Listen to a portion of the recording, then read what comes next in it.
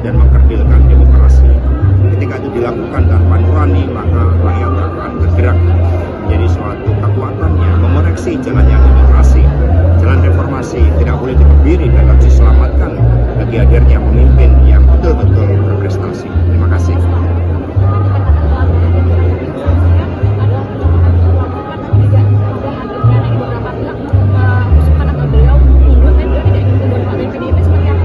Sanksi etika ini kan sesuatu yang sangat berat, jauh lebih berat.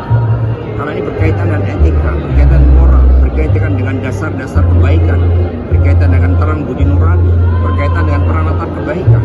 Ketika hal itu dilanggar, maka ini sesuatu yang sangat fundamental, sehingga suara-suara rakyat itu seharusnya didengarkan sebagai bentuk pertanggungjawaban seorang pemimpin ketika melanggar etika, apalagi terbukti ada konflik of interest dan ini sangat membahayakan demokrasi bangsa, maka selayaknya kalau mundur.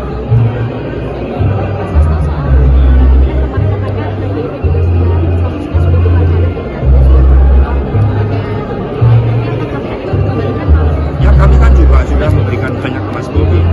Saat itu ketika Mas Bobi menyatakan komitmennya untuk memajukan Medan dan juga Sumatera, maka kami punya kader internal dan kemudian kami berikan karpet merah kepada Mas Bobi.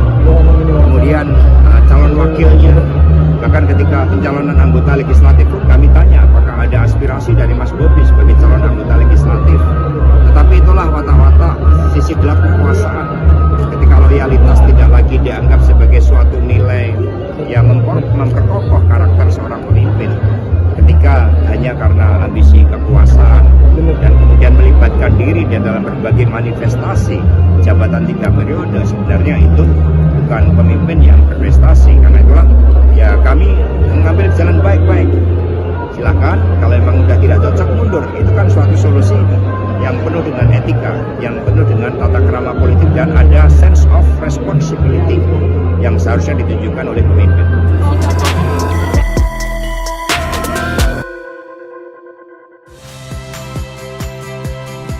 Saya Liviana Cerlisa. Saksikan program-program Kompas TV di siaran digital, pay TV, dan media streaming lainnya. Kompas TV, independen, terpercaya.